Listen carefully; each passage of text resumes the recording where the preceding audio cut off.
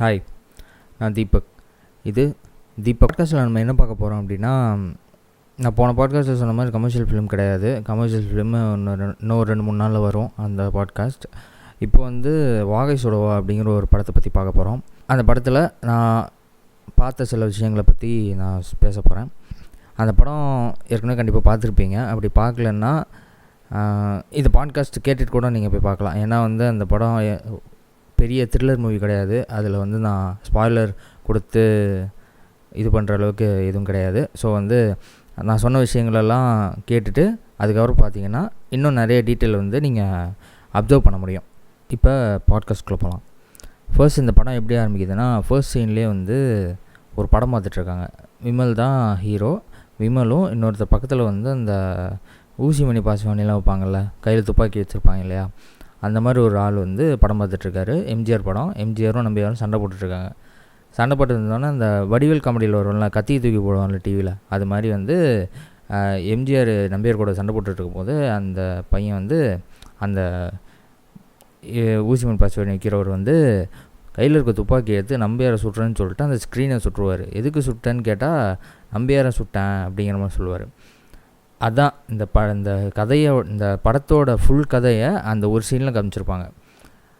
என்னென்னா, சினிமா அந்த நேரத்தில் சினிமா பெரிய எஜுகேட்டிங் மீடியமாக இருக்குது. எப்படின்னா, நல்லவன் கெட்டவன், அந்த ஒரு பெரிய நல்ல எப்படி சொல்கிறது, நீங்கள் என்னென்ன வாழ்க்கையில் நீங்கள் என்னென்னலாம் வேல்யூஸாக வச்சுக்கணும், இந்தந்த விஷயத்தை தான் நீங்கள் பண்ணணும், இந்தந்த விஷயத்தை தான் பண்ணக்கூடாது அப்படின்னு சொல்லி கொடுக்குற விஷயமாக சினிமா இருக்குது அப்படிங்கிறத சொல்லுது.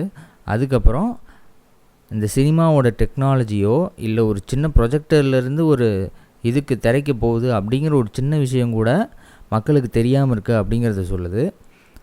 இதை விமல் இருக்கான் இல்லையா, அவன் சொல்லி கொடுக்கல அப்படிங்கிற ஒரு விஷயத்தையும் இந்த விஷயம் சொல்லுது. ஓகேவா? இதுதான் கதையோட கோர் அப்படிங்கிற மாதிரி சொல்லிடலாம். இதுதான் விஷயம்.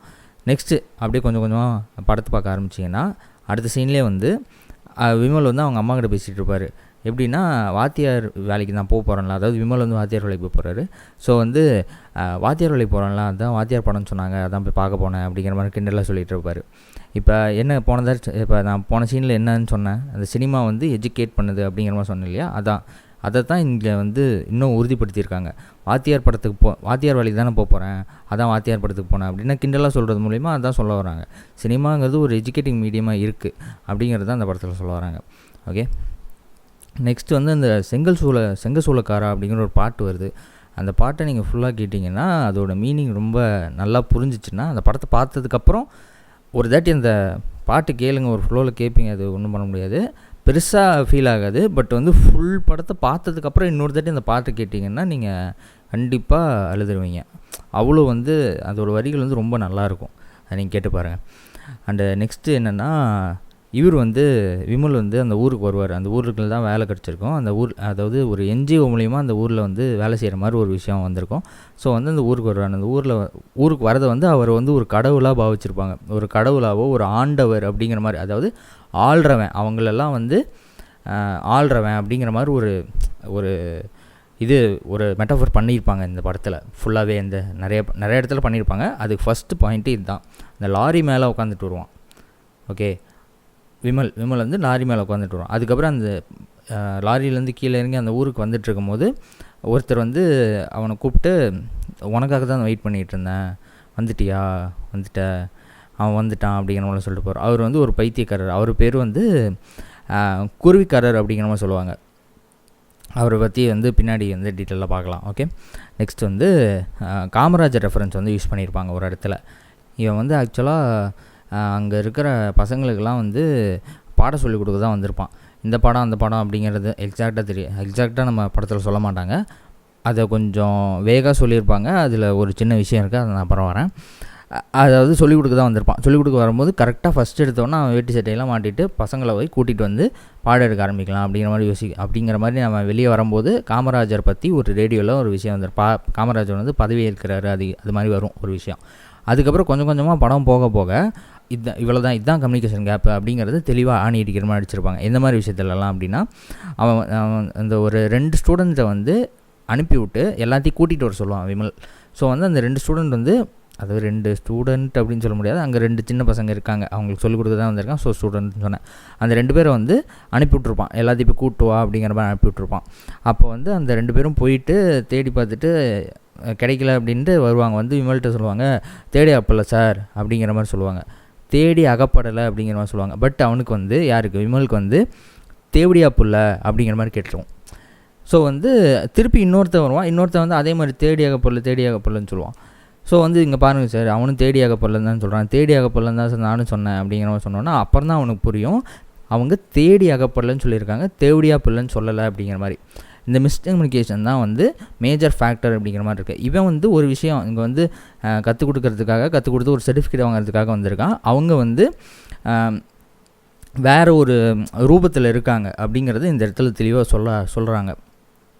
அண்ட் வந்து இன்னொரு விஷயம், கணக்கு வந்து ஒரு டூனாலிட்டு அப்படிங்கிற ஒரு கேரக்டர் இருக்கும். அந்த கேரக்டர் வந்து கணக்கு நல்லா போடும் அப்படிங்கிற மாதிரி அந்த ஊரில் வந்து ஒரு பேர் இருக்கும். ஸோ வந்து அவன் நிறையா பசில்லாம் கொடுப்பான். அதே பசில் வந்து அதே மாதிரி வந்து அந்த விமலுக்கும் ஒரு பசில் கொடுப்பான்.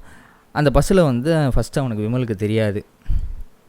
அதுக்கப்புறம் இந்த சீனுக்கு அப்புறம் தான் வந்து கொஞ்சம் கொஞ்சமாக அந்த பசிலையும் வந்து அவங்க அப்பா கிட்ட கேட்டு சொல்லுவான். இந்த பசில் சொன்னோன்னே அதுக்கப்புறம் வர விஷயம் எல்லாமே வந்து இந்த ஊரை வந்து புரிஞ்சுக்கிட்டான் அவன்.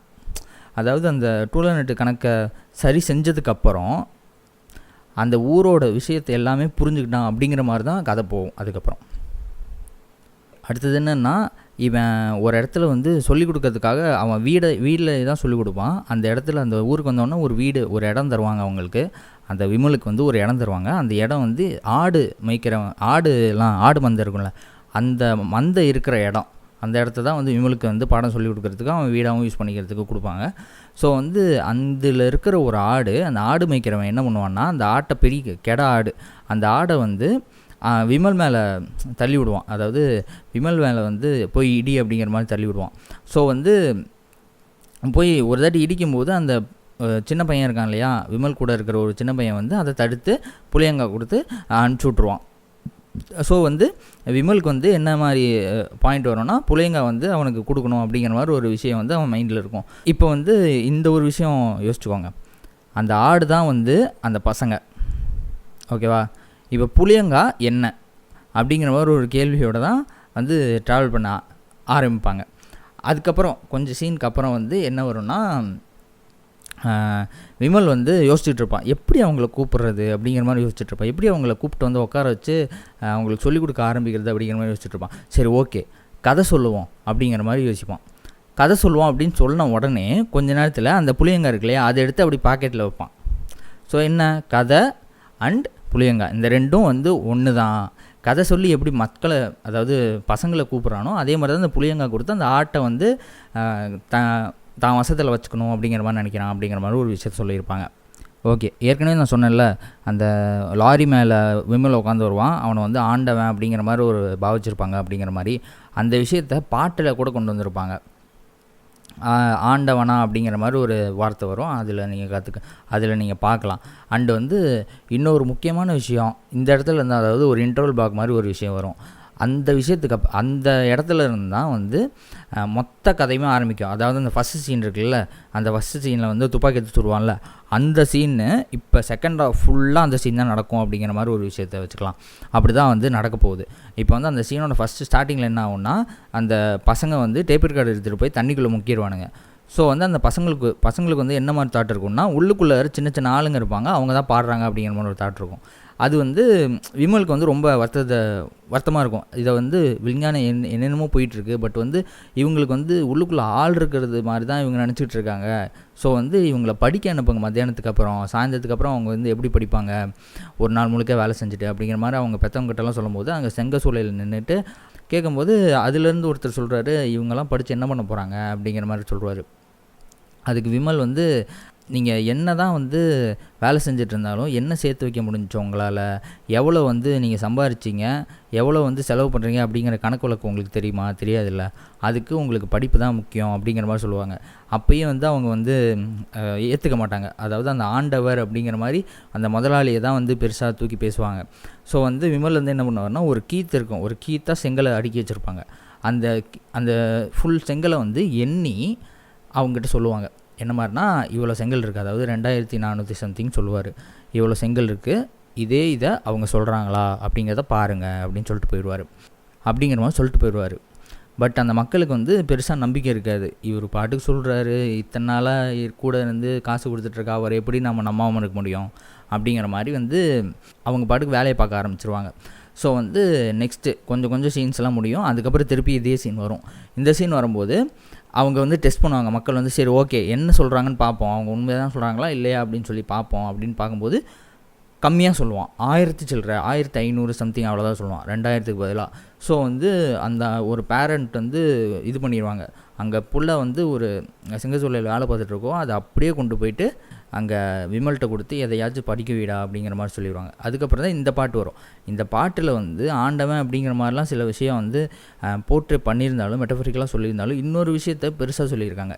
என்னென்னா அது ஒரு விஷயம் கிடையாது, ஆக்சுவலாக ரெண்டு விஷயம் என்னென்னா லிட்ரேச்சர் எக்கனாமிக்ஸ் இந்த 2 விஷயத்தையுமே வந்து கண்டிப்பாக படித்தே ஆகணும் அப்படிங்கிற மாதிரி ஒரு விஷயத்தை வந்து ஆடியன்ஸுக்கு சொல்லியிருப்பாங்க. எப்படி அப்படின்னா இந்த பாட்டில் வரும், ஆனா அவனா ஈனா இதை அறிவிக்க வந்தவன் ஆண்டவனா அப்படிங்கிற ஒரு ஆனாங்கிறத ஞாபகம் வச்சுக்கோங்க. இன்னொன்று வந்து காணா கீனா எங்கள் கண்ணை திறந்தானா அப்படிங்கிற மாதிரி. அப்போ ஆனா காணா இதில் வந்து அப்படிங்கிறது வந்து லிட்ரேச்சர் குறிக்குது, அப்படிங்கிறது கணக்கு, அதாவது எக்கனாமிக்ஸை குறிக்குது அப்படிங்கிற மாதிரி ஒரு விஷயம் வந்திருக்கும்.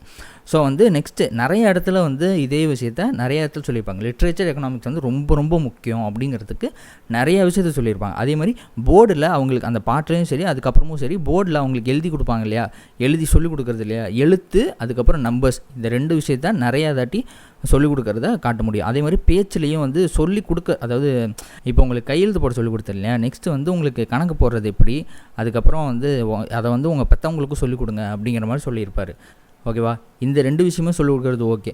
பட் வந்து இந்த கணக்கு போட்டுட்டா, அதாவது இந்த கணக்கு விஷயத்தை கற்றுக்கிட்டா முதலாளி இருக்கான் இல்லையா அவனுக்கு பிரச்சனை. ஏன் அப்படின்னா இந்த கணக்கு விஷயத்தை போட்டு கணக்கெல்லாம் கரெக்டாக சொல்லிட்டா, அப்போ இந்த 2000க்கும் இந்த 1500 அப்படின்னு சொல்கிறதுக்கும் வித்தியாசம் தெரிஞ்சுட்டா அவங்க வந்து கூலிக்காரங்களாக இருக்க மாட்டாங்க, முதலாளி ஆயிடுவாங்க அப்படிங்கிற மாதிரி அந்த ஒரு எண்ணத்தில் அந்த முதலாளி வந்து இவனை அந்த வாத்தியார் அடித்து காலி பண்ணான். அவன் தான் வந்து எல்லாத்துக்கும் சொல்லிக் கொடுத்துட்ருக்கான். இந்த மாதிரி விஷயம் சொல்லிக் கொடுக்கறதால மக்கள் அறிவியல் ஏறுவாங்க, நம்ம வாழ முடியாது அப்படிங்கிற மாதிரி ஒரு விஷயத்தில் இவனை அடிக்க வந்து இது பண்ணுவாங்க. இவனை அடிக்கும் போது மக்கள்லாம் சேர்ந்து அடித்து துரத்திடுவாங்க. யாரை, அந்த ஆண்டவரோட ஆளுங்களை, அதாவது அந்த முதலாளியோட ஆளுங்களை அடித்து துரத்திடுவாங்க. இந்த இடத்துல ஒரு டாப் ஆங்கிள் வரும். இந்த டாப் ஆங்கிள் வந்து இன்னும் 2 இடத்துல வரும். 2 இடத்துல வந்து எதுக்கு வரும்னா, குருவிக்காரன்னு ஒருத்தர் சொன்னல ஃபஸ்ட் எடுத்தோன்னே, அவர் தான் இந்த செங்கல் சூளையை ஆரம்பித்ததே. அவர் தான் இந்த ஊருக்கே வந்து அச்சாணி அப்படிங்கிற மாதிரி ஆரம்ப புள்ளி அவர் தான். ஸோ வந்து இங்கே செங்கசூளை ஆரம்பிக்கலாம் பண்ணலாம் அப்படிங்கிற மாதிரி இது பண்ணுறவர் அவர் தான். ஸோ வந்து அவரோட சாவுக்கு மக்கள் ஃபுல்லாக அந்த டாப் ஆங்கிளில் மக்கள் ஊர் ஃபுல்லாக ஒன்று சேர்றதை காட்டுவாங்க. அப்புறம் அதாவது அந்த முதலாளியோட எடுபடியை வந்து அடித்து துரத்த, வாத்தியார் அடித்த அந்த எடுபடியை வந்து அடித்து துரத்துறதுக்காக மக்கள் எல்லாமே ஒன்று சேருவாங்க. அப்புறம் இன்னொரு விஷயத்துக்கு ஒன்று சேருவாங்க. கடைசியாக வாத்தியார் வந்து ஒரு வாரத்தில் வந்துடுறேன் அப்படிங்கிற மாதிரி பொய் சொல்லிட்டு போவார். எங்கே, ஊருக்கு போவார். அதாவது கவர்மெண்ட் வேலை கிடச்சிரும். பட் வந்து பிள்ளைங்கள்லாம் வந்து அப்போ ஆர்வமாக இருப்பாங்க. அந்த கடைசி கட்டத்தில் வந்து ரொம்ப ஆர்வமாக இருப்பாங்க, கற்றுக்கணும் அப்படிங்கிற மாதிரி. பட் வந்து கவர்மெண்ட் வேலை கிடச்சனால அவன் போகக்கூடிய சுச்சுவேஷன் இருக்கும். ஸோ வந்து அவன் கிளம்பும் போது எல்லோரும் ஊரு கூடி எல்லோரும் வந்து அவனை வழி அனுப்பி வைப்பாங்க. இந்த 3 விஷயத்தில் மட்டும்தான் வந்து டாப் ஆங்கிளில் அந்த ஊர் மொத்தமும் ஒன்று கூடுறத காட்டியிருப்பாங்க. இப்போ இன்னொரு விஷயம் என்னென்னா, அடுத்தது வந்து இப்போ ஏற்கனவே சொன்னேன் இல்லையா, அந்த புளியங்காய் எடுத்து பாக்கெட்டில் வைப்பான் இல்லையா, அந்த புளியங்காய்க்கும் அந்த கதை அப்படிங்கிற விஷயத்துக்கும் வந்து ஒரு சிங்க் இருக்குது அப்படிங்கிற மாதிரி சொன்னேன் இல்லையா. இப்போ கதை அப்படிங்கிறது ஒரு பொய் அப்படிங்கிற ஒரு விஷயத்துக்கும் வரும். கதைன்னா ஒரு பொய் இருக்கும் அப்படிங்கிற ஒரு விஷயமும் இருக்குது இல்லையா. ஸோ வந்து இப்போ ஊருக்கு போகிறது ஒரு வாரத்தில் வந்துடுறேன் அப்படின்னு சொல்லிட்டு தான் போகிறான். ஓகே, அதில் வந்து ஒரு பொய் இருக்குது. அந்த விஷயத்தை ரெப்ரசன்ட் பண்ணணும் அப்படிங்கிறதுக்காக அதே விஷயத்தை இந்த புளியங்காய் கொடுக்கறது மூலிமா சொல்லியிருப்பாங்க. அந்த ஆடு வந்து முட்டை வரும், அப்போ அந்த ஆட்டை நிறுத்தி அந்த புளியங்காய் வந்து ஆட்டுக்கு கொடுப்பான். ஸோ வந்து ஊர் மக்களுக்கு இந்த மாதிரி ஒரு பொய்யை சொல்லிட்டு தான் போகிறான் அப்படிங்கிறது இந்த இடத்துல வந்து கன்வே பண்ண ட்ரை பண்ணியிருப்பாங்க. ஓகே, இப்போ கடைசியாக ஒரே ஒரு விஷயத்தை மட்டும் பார்த்துட்டு இந்த பாட்காஸ்ட்டை முடிச்சுக்கிறேன். என்னென்னா, இந்த லாரியில் அவன் வந்து விமல் வந்து மேலே ஏறி உட்காந்துட்டு வந்தது அங்கே ஆண்டவன்னு ஒரு இடத்துல குறிப்பிட்டிருப்பாங்க. அதுக்கப்புறம் அந்த பாட்டில் ஆண்டவன், அதாவது வந்து இங்கே கற்றுக் கொடுக்கவரும் தான் ஆண்டவன் அப்படிங்கிற மாதிரி குறிப்பிட்டிருப்பாங்க.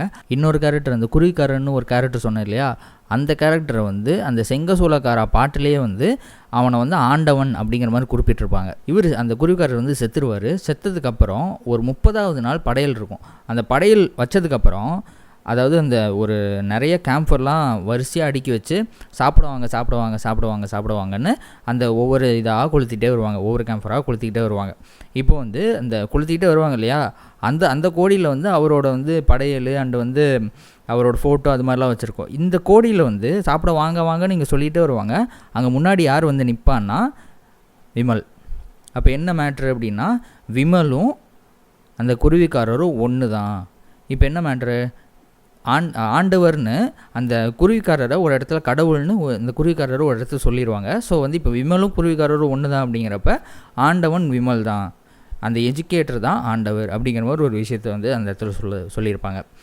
இதோட இந்த பாட்காஸ்ட் முடிச்சுக்கிறேன். நெக்ஸ்ட் பாட்காஸ்ட்டில் வேறு ஏதாச்சும் இன்ட்ரெஸ்டிங்காகவும் கொஞ்சம் எஜுகேட்டிவாகவும் சொல்ல ட்ரை பண்ணுறேன். நெக்ஸ்ட் வீக்கில்